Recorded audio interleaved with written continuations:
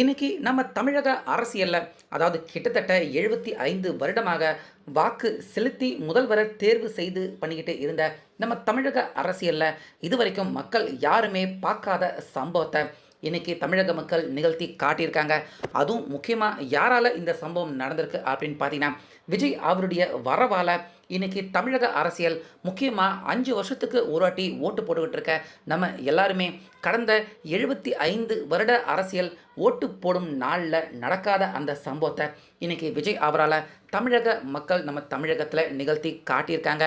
So இதனால் விஜய் அவர் ஜெயிக்க மாட்டார், அவருக்கு ஒரு 10-15% ஓட்டு மட்டும்தான் கிடைக்கும் அப்படின்னு சொல்லிக்கிட்டு இருந்தவங்க எல்லாருமே இப்போ ரொம்ப பெரிய அளவில் அதிர்ச்சி அடைய ஆரம்பிச்சிருக்காங்க.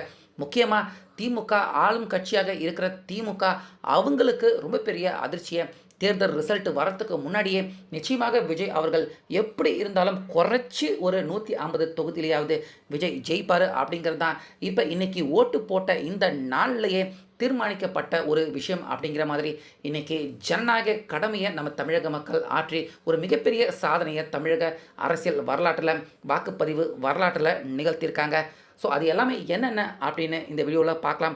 முக்கியமாக விஜய் அவர் எப்படி ஜெயிக்க வாய்ப்பு இருக்குது, ஏன் திமுக அதிமுக இவங்க எல்லாருமே தற்போது சற்றே கலக்கம் அடைய ஆரம்பிச்சிருக்காங்க அப்படிங்கிற முழு விவரத்தையும் இப்போது பார்க்கலாம். அதனால் வீடியோவை ஸ்கிப் பண்ணாமல் பாருங்கள். அதாவது இன்னைக்கு காலையில் கிட்டத்தட்ட ஒரு 6:30 மணி 6:45 மணிக்கெல்லாம் தமிழகத்தில் இருக்கிற எல்லா வாக்குச்சாவடிகளையுமே ஓட்டு போடுறதுக்கான அந்த வேலை துவங்கப்பட்டது. மக்கள் எல்லாருமே ஆரம்பத்தில் இருந்தே ரொம்ப எல்லாருமே ஆர்வமாக ஓட்டு வாக்கு பதிவு பண்ணுறதுக்கு காலையில் இருந்தே எல்லாருமே வரிசையாக க்யூ கட்டி நின்று எல்லாருமே ஆர்வத்துடன் வாக்கு பதிவு பண்ணாங்க. முக்கியமாக இன்றைக்கி வெயில் தமிழகத்தில் ரொம்ப பெரிய அளவில் இருந்தாலுமே வாக்குப்பதிவு எல்லா வாக்குச்சாவடிலையுமே பார்த்தீங்கன்னா இன்றைக்கி வாக்குப்பதிவு விறுவிறுப்பாக நடந்திருக்கு. முக்கியமாக மத்தியான வெயிலில் மட்டும்தான் ஒரு சில இடத்துல கொஞ்சம் மந்தமாக வாக்குப்பதிவு இருந்தாலுமே காலையில் இருந்து மத்தியானம் அந்த 12 மணி வரைக்கும், அப்புறம் சாயந்தரம் ஒரு 3 மணியில் இருந்து சாயந்தரம் அந்த 6 மணி வரைக்கும் விறுவிறுப்பாக எல்லா வாக்குச்சாவடிலையுமே இன்றைக்கி மக்கள் எல்லாருமே வாக்குப்பதிவு பண்ணியிருக்காங்க. ஸோ இதன் காரணமாக பார்த்தீங்கன்னா தமிழக அரசியல் வாக்குப்பதிவு நாள் இந்த நாளில் இதுவரைக்கும் தமிழக அரசியல் பார்க்காத மிகப்பெரிய அளவில் வாக்குப்பதிவு இன்னைக்கு நடந்திருக்கு. கிட்டத்தட்ட இந்த செய்தி நம்ம ரெக்கார்ட் பண்ணுறப்ப பார்த்தீங்கன்னா இரவு 7 மணி. இந்த இரவு 7 மணி பிரகாரம் வரைக்கும் அதிகபட்சமாக 84% இருந்து 85% வரைக்கும் தமிழகம் முழுக்க எல்லா இடத்துலையுமே மொத்தமாக எடுத்து கம்பேர் பண்ணால் 84 இருந்து 85% வரைக்கும் வாக்கு பதிவாகியிருக்கு அப்படிங்கிற அதிகாரப்பூர்வமான தகவல் வெளியாகியிருக்கு. ஸோ இதில் ரொம்ப ஒரு நம்ப முடியாத ஹைலைட்டான ஆச்சரியமான விஷயம் என்ன அப்படின்னு பார்த்தீங்கன்னா, இது வரைக்கும் கடந்த 75 வருடமாக தமிழகத்தில் அரசியல் அதாவது எலெக்ஷன் நடந்துக்கிட்டு இருக்கு. ஒவ்வொரு முறையும் மக்கள் எல்லாருமே வந்து ஓட்டு போடுறாங்க. அந்த எல்லா காலகட்டத்திலையுமே இது வரைக்கும் எடுத்து பார்த்துக்கிட்டிங்கன்னா எப்பயுமே 80% கூட தொட்டதே கிடையாது. மக்கள் யாருமே அந்தளவுக்கு ஆர்வமாக வாக்குப்பதிவு பண்ணதே கிடையாது. ஸோ அந்த காலத்தை பின்னோக்கி அந்த பழைய டேட்டாவை ஒரு செகண்ட் இங்கே பார்த்துடலாம். இதில் முதல்ல நம்ம தமிழகத்தில் நடந்த எலெக்ஷன் பார்த்தீங்கன்னா 1952 நடந்திருக்கு. அப்போ சுமார் 56%க்கும் அதிகமான வாக்கு பதிவாயிருக்கு. 57 பார்த்தீங்கன்னா 50% கூட பதிவாகலை, 49% வாக்கு தான் பதிவாகியிருக்கு.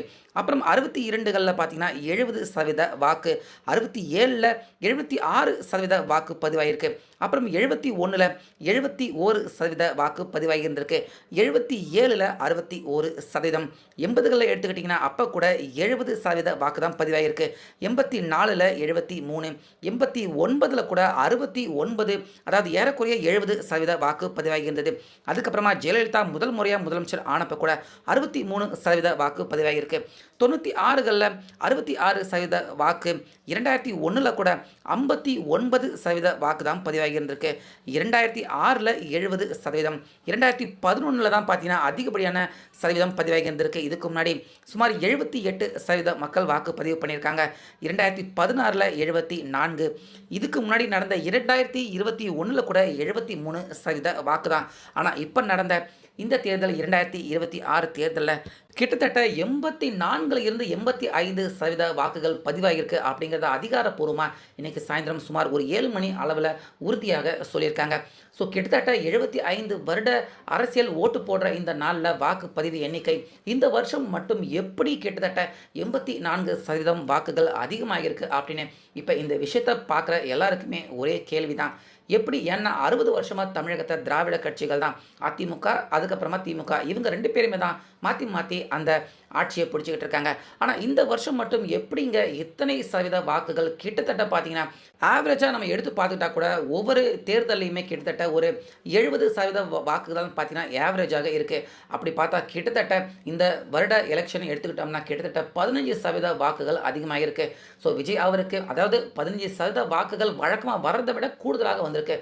அதேபோல விஜய் அவருக்குன்னு தனியாக கணிசமாக விழக்கூடிய வாக்குகளும் இருக்கு. ஸோ அந்த கணிசமான வாக்கு அதுக்கப்புறமா புதுசா இந்த வருட இந்த எலெக்ஷன்ல கூட வந்திருக்க அந்த 15% வாக்கு இது 2யுமே கம்பேர் பண்ணி பார்க்குறப்ப நிச்சயமாக விஜய் அவர்கள் 35ல இருந்து 45% வாக்குகள் கம்ப்ளீட்டாக தமிழகம் முழுக்க விஜய் அவர்களால் இந்த 85% வாக்குகளில் விஜய் அவருக்கு நிச்சயமாக 40% வாக்குகள் கண்டிப்பாக கிடைச்சிருக்கும் அப்படின்னு குறைச்சி சொல்கிறாங்க. அதாவது அரசியல் விமர்சகர்கள் குறைச்சி கண்டிப்பாக விஜய் அவருக்கு ஒரு 40% வாக்காது நிச்சயமாக வந்திருக்கும் அப்படிங்கிற மாதிரி தான் இப்போ அரசியல் விமர்சகர்கள் அவங்க விஜயால் ஏற்பட்டிருக்க மாற்றம் தான் இது அப்படின்னு உறுதியாக ஆணிப்பட சொல்ல ஆரம்பிச்சிருக்காங்க.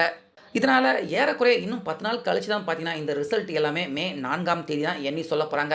ஆனாலுமே விஜய் கண்டிப்பாக ஜெயிப்பார் அப்படிங்கிற நம்பிக்கையை இன்னைக்கு ஓட்டு போட்டிருக்க இந்த நாள்லேயே விஜய் அவர் ஏற்படுத்தியிருக்காரு.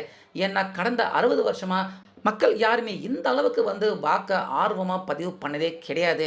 கிட்டத்தட்ட பார்த்தீங்கன்னா காலையில் கொஞ்ச நேரம் போடுவாங்க, சாயந்தரம் கொஞ்ச நேரம் போடுவாங்க, மத்தியானம் போட மாட்டாங்க. ஆனால் இன்றைக்கி நாள் முழுக்க மக்கள் எல்லா தொகுதிகள்லையுமே ஆர்வமாக வாக்குப்பதிவு பண்ணியிருக்காங்க.